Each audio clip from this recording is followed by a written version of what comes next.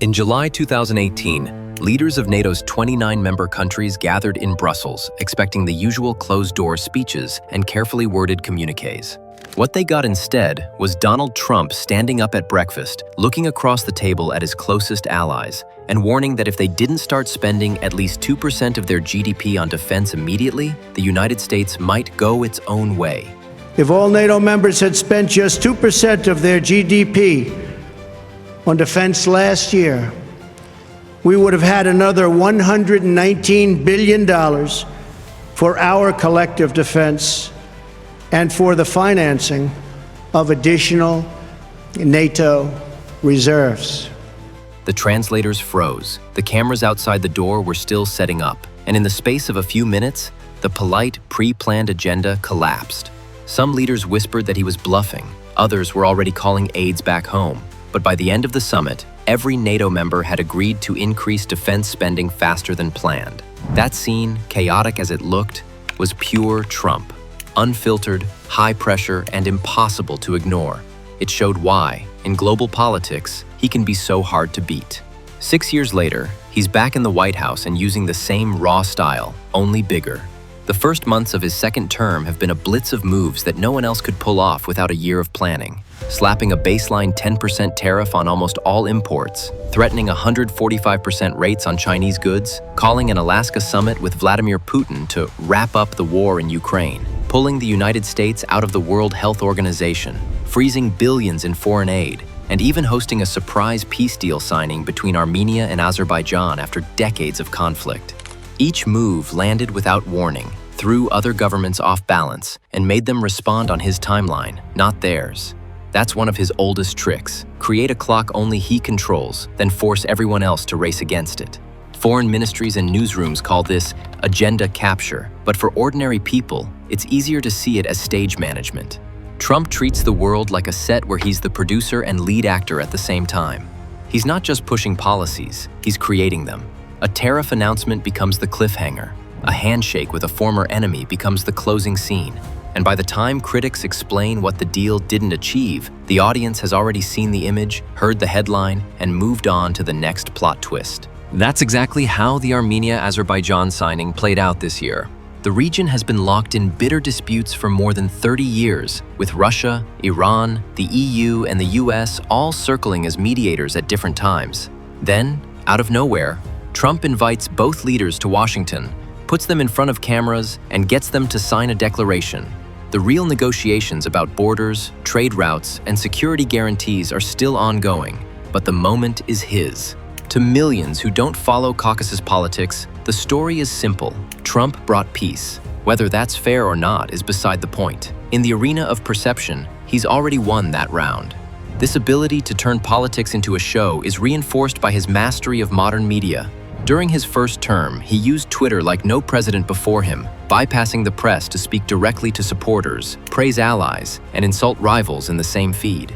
Journalists called it a raw, shocking use of media, and political scientists noted how it allowed him to frame every story on his own terms before anyone else could.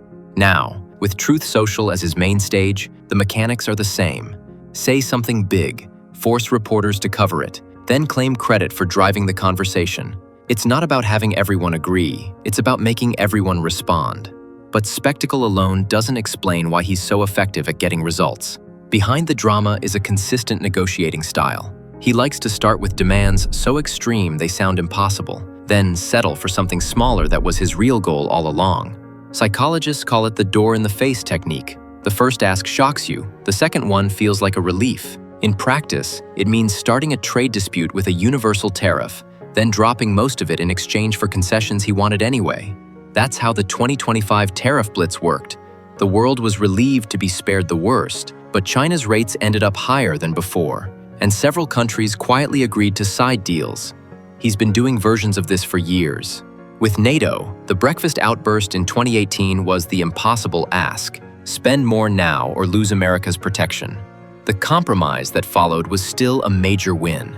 Allies agreed to accelerate their timelines, and the spending issue stayed at the top of the agenda. In his second term, he's pushed it further, floating a new benchmark of 5% of GDP on defense by 2035. Most military planners think that number is unrealistic, But by planting it in the conversation, he shifts the baseline upward. Even if the final figure is lower, it's higher than before.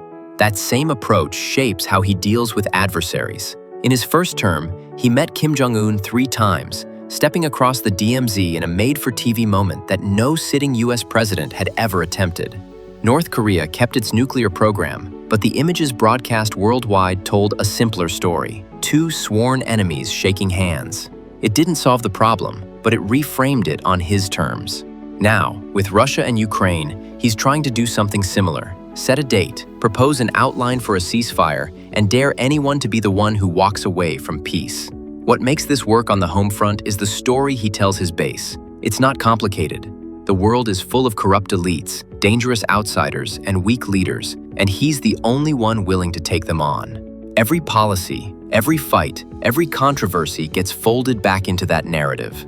When he became the first US president convicted of a crime, 34 felony counts for falsifying business records in the 2016 hush money case, his supporters didn't see a man disgraced. They saw a man targeted by the same corrupt system they believe is against them. His political rallies after the conviction were bigger, louder, and more defiant, and polls in key states actually ticked up. This scandal jujitsu, turning legal trouble into political strength, is a big reason why he feels unstoppable. 4 indictments, 2 impeachments, endless investigations, and yet here he is, not only back in power, but moving faster than before. When the Supreme Court expanded presidential immunity for official acts in 2025, it didn't just protect him legally, it reinforced the image of a leader untouchable by the usual rules. None of this is random improvisation. Sitting behind Trump's whirlwind of announcements is an ideological machine. One of its most influential pieces is Project 2025, a nearly 1,000-page blueprint from conservative think tanks detailing how to reshape the US government in a second Trump term. Promptly filed to proceed with these numerous policies and those that have been wrongly enjoined on a nationwide basis, including birthright citizenship, ending sanctuary city funding, suspending refugee resettlement, freezing unnecessary funding, stopping federal taxpayers from paying for transgender surgeries, and numerous other priorities of the American people. It calls for slashing agencies, reclassifying thousands of civil servants so they can be replaced with political loyalists, hardline immigration enforcement, and rolling back protections for LGBT Americans. Many of the people behind the plan served in his first administration, and in the opening months of 2025, nearly 2/3 of his executive actions lined up with its proposals. That's why his early moves look so coordinated. On day 1, he ordered the US out of the World Health Organization, froze foreign aid for a 90-day review, shut down diversity and equity offices across the federal government, and even renamed the Gulf of Mexico the Gulf of America. He pardoned hundreds of January 6 defendants, launched a $500 billion AI infrastructure project called Stargate, Announcing the formation of Stargate, a new American company that will invest $500 billion at least. and reinstated the Mexico City policy restricting foreign aid for organizations that provide abortion services. None of these actions had to wait for Congress. They were designed to show immediate change and keep the headlines rolling. The ripple effects of these decisions go far beyond US borders. Leaving the WHO means pulling roughly 16 to 18% of its funding, a blow to global health programs fighting everything from malaria to polio. Freezing foreign aid disrupts humanitarian work in dozens of countries, forcing charities and governments to scramble. Tariffs reshape supply chains overnight, pushing some exporters into new markets and leaving others scrambling to survive. In geopolitics, those ripples matter as much as the original splash. Part of what makes Trump's approach so durable is how he builds recurring leverage points into the system. The USMCA trade deal he renegotiated in 2018 has a review every 6 years. That means in 2026, North American trade will be back on the table, with him setting the tone. NATO's new defense pledges lock in public spending promises that will dominate budgets for a decade. Tariffs can be raised or lowered at will, giving him a constant bargaining chip. These aren't one-time wins. They're structures that keep other leaders coming back to his table, whether they like it or not. Of course, there are risks. Deals made for the camera can be brittle. Constant threats can erode trust, pushing allies to find workarounds. Some leaders may publicly agree while privately hedging, building alternative alliances or supply chains to reduce dependence on the US. And when the show moves faster than the groundwork, there's always a chance the set collapses mid-scene. But in the short term, the momentum is undeniable. That's the core of why he's so hard to beat. He doesn't measure victory by unanimous agreement or lasting consensus. He measures it by movement, getting the other side to react, to adjust, to play on his board. In a world where attention is currency, he's the richest player around. And because he's willing to gamble big in public, whether it's quitting international organizations, threatening trade wars, or promising to end a war in a single meeting, he creates moments that crowd out everything else. The question is how long that can last. Some of his gambles will fail. Some already have costs that are still building. But until another leader can match his ability to control the clock, the spotlight, and the price of entry, Donald Trump will keep forcing the rest of the world to play at his pace. That's what makes him, for now, one of a kind, and to his supporters, undefeatable.